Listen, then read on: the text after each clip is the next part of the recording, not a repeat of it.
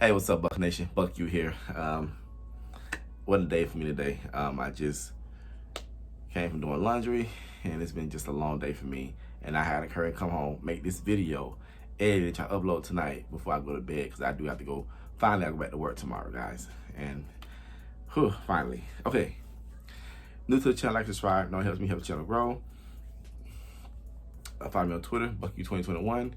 As I said before, when I get to 550 subs, I will be giving away a Chris Godwin jersey. Apparently, y'all want it. I thought it would be a Devin White jersey, but y'all want Chris Godwin. Y'all want that? Y'all gonna get it, okay?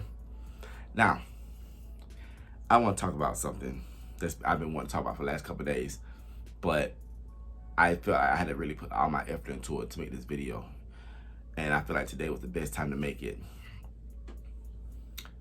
Former center AJ Shipley for the Buccaneers retired, and he went on the Pat Mcafee show. And I didn't watch the interview. But he said he wanted Antonio Brown to come back to the Buccaneers. So of course that kind of got some controversy. You know, like, I don't know. Some people said yes. Some people said no. Anything with Antonio Brown is gonna have mixed reactions. Now we all know what Antonio Brown doing currently. He has linked up with Kanye West. He's linked up with Floyd Mayweather. Floyd Mayweather made this bet with all the NFL teams that if you sign Antonio Brown, he goes the whole season with no instances, no distractions. You have to give him $20 million. But if he goes and he has even one minor slip up, he will give you $20 million. For one, what owner would agree to such a stupid bet like that? Let me back up. We've been here before AB when he's on his best behavior. As recently as 2020, when we first signed with Tampa Bay for the minimum contract. Signed for the minimum contract. He was on his best behavior. He wanted another contract, a bigger contract. He got a ring out of it. And then the next season, he was Antonio Brown, he was AB. So we know, we've seen this before. Rinse, wash, repeat. Wash, rinse, repeat, I think. Anywho. So, I'm making this video because, for one, well, it's been a minute since I made a video, and my nose is kind of stuffy, so I'm going to be sniffing throughout the video, and it's not because of narcotics. But anywho, the reason I'm making this video because I want to chronicleize everything that AB has been doing since he was from Pittsburgh to Oakland to New England to Tampa Bay until now, and let you see the body of work that this man and the headache this man has become, not for just the Buccaneers, but for the other organizations. For 4 different organizations, this man has become a headache for. And let's get into it, okay? So I'm gonna talk about 2 things here. I'm gonna try to link them in together. 2016 playoff game, Steelers against the Bengals. You guys already know I'm going at with this. Let me paint a picture for you. 4th quarter, Steelers down by 1, I think 16-15. 22 seconds left in the 4th quarter. Pittsburgh got the ball, 1st and 10.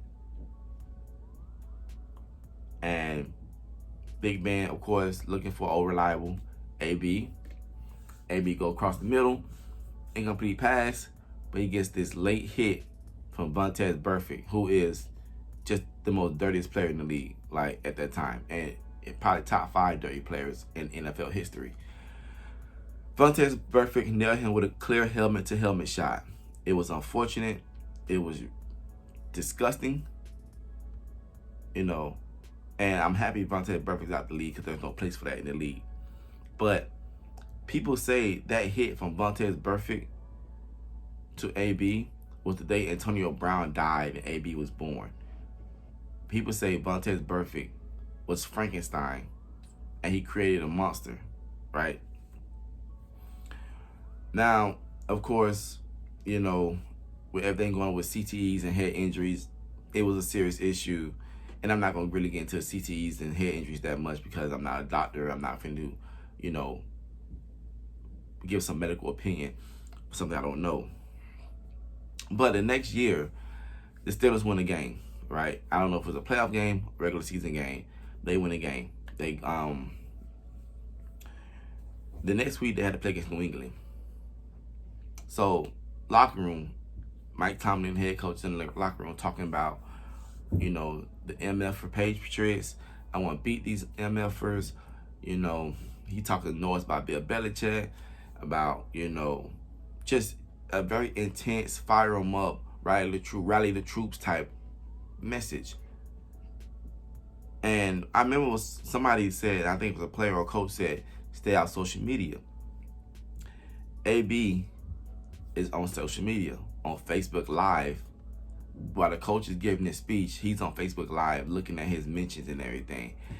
And it just let everybody know what kind of person AB was. Shannon Sharpe, Ryan Clark was the first two to say something about it first. I remember Ryan Clark was saying, you know, told Steelers management, you give him that money, you're gonna lose him, or something along those lines. Shannon Sharpe, you know, always said AB was the type of person, if he gets 10 for $150 and 2 touchdowns and they lose, he's happy. But if he gets 3 catches for 20 yards and no touchdowns and they win, he's upset. And at that point in time, AB was all about likes, mentions, building up his brand, you know, Mr. Big Chest and everything, that weird haircuts, all that stuff. You know, he was trying to be this brand and everything, a larger than life persona, bigger than the Pittsburgh Steelers. And it's just, a Pandora's box opened up. And this went all the way up to 2018.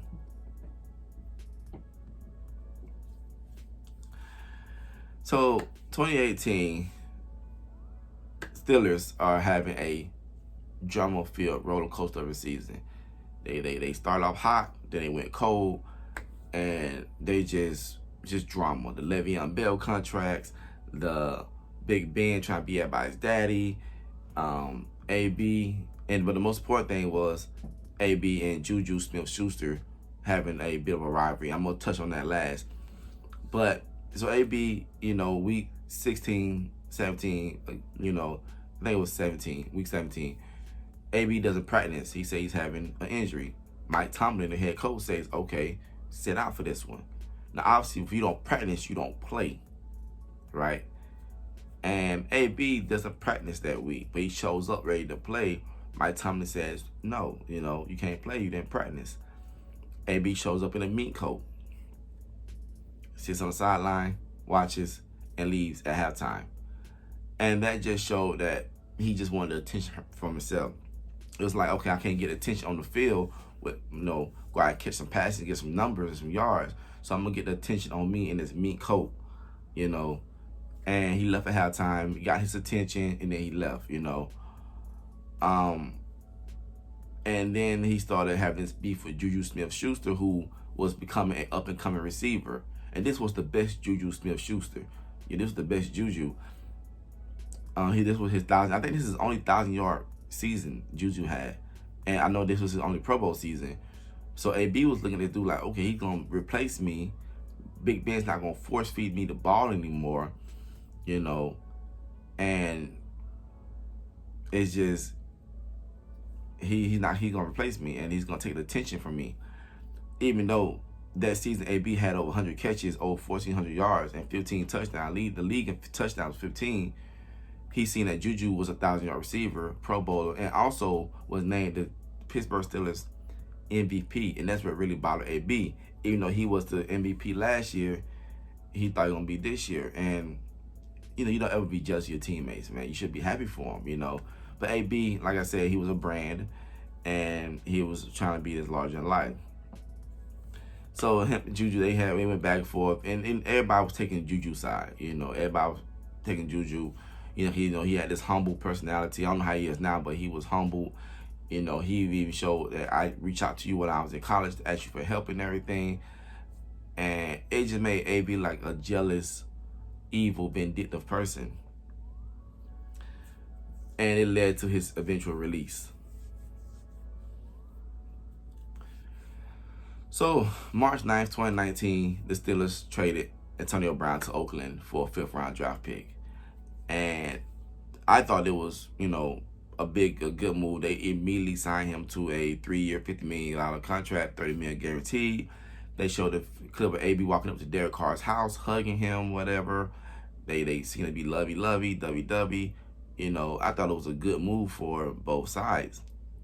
Or no, really for Oakland. 5th round draft pick for AB is just horrible. But you had to get rid of that headache, though.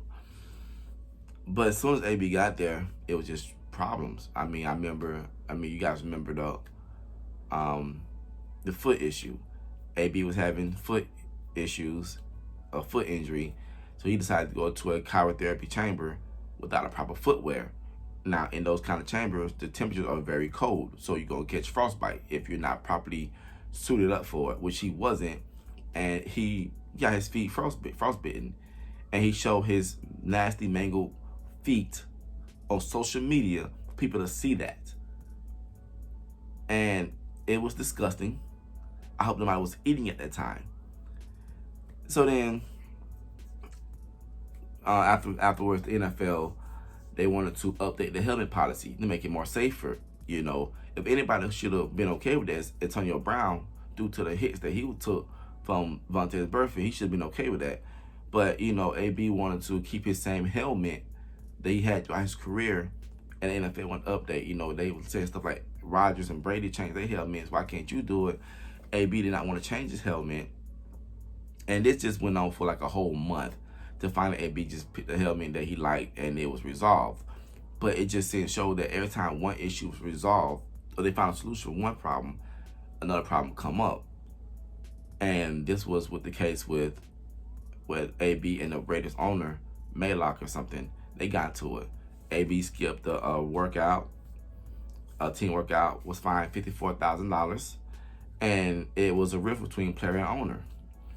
The owner, you know, wrote AB up. AB felt like he was being held back, and he wrote him up. AB posted a picture of the write-up on social media like he always does, and it was just coming to a head here. I mean, that's 3 incidents from AB in a 6-month span. 3 separate incidents in a 6 months, and this is even before the season started. So they couldn't do it no more. So the Raiders released AB. Release him. So September 7th, 3 days after he was rolled up and he posted the message online that his owner wrote, the Raiders just cut AB. They released him, and then it was with the video AB running shirtless, of course, through the yard, saying he's free, flapping his arms like a bird or something. I don't know. He's free and fly like an eagle and all that stuff. And he went to New England on a 1-year, $15 million contract. And I thought, okay, that's still a good, you know, that's kind of like a franchise tag type player. But I mean, you know, contract, you know, 1 year, $15 million. But you know, he got a good 1 year deal. I love it. Hopefully, he can get a multi-year deal. And you know, he signed with New England, and Tom Brady was one of the first people to show him generosity by letting him stay in his house. Now, me personally, you can't stay in my house, bro, or my apartment. You go get you a hotel, the Motel 6 or something. I don't care where you go at. You can't stay here. You got my face for that. But, you know, he signed plays with New England. Plays 1 game against Miami. We had 4 catches, 54 yards. 4 catches, 56 yards and a touchdown. And he was released after because of some stuff. And I'm going to leave it at that, guys. So I'm not going to talk about the assault stuff or the fake back card, because YouTube doesn't like those kind of vocabulary per se. And I'm trying to frame myself and use those kind of terminology. There are some women listeners here also. I don't want to, unfortunately, traumatize or trigger something. So you're going to stay away from that. But AB was released from New England. Bill Belichick wasn't having that. And he is coming home. Well, not home. Well, he is from Miami, so Teddy is coming home to the Buccaneers. So November 8th, AB signs with us. Signs with the Buccaneers. I mean, big deal. Crowning achievement. I mean, he goes through the whole season, no incidents. I don't think he had any, no distractions from 2020. He even got in the Super Bowl, played in the Super Bowl, played very good, even got a touchdown in the Super Bowl. Got him a ring out of it. Everything's good. Everything's good with AB. But that's something I always say though, AB. He is reliable when he needs you. In 2020, we signed him to a minimum contract, meaning that he can get a long-term deal with more money next year. So he needed us. But that next year, after he got his ring, we was injury riddled. You know, Mike Evans was hobbled a little bit. Chris Godwin missed some games. Scotty Miller barely played.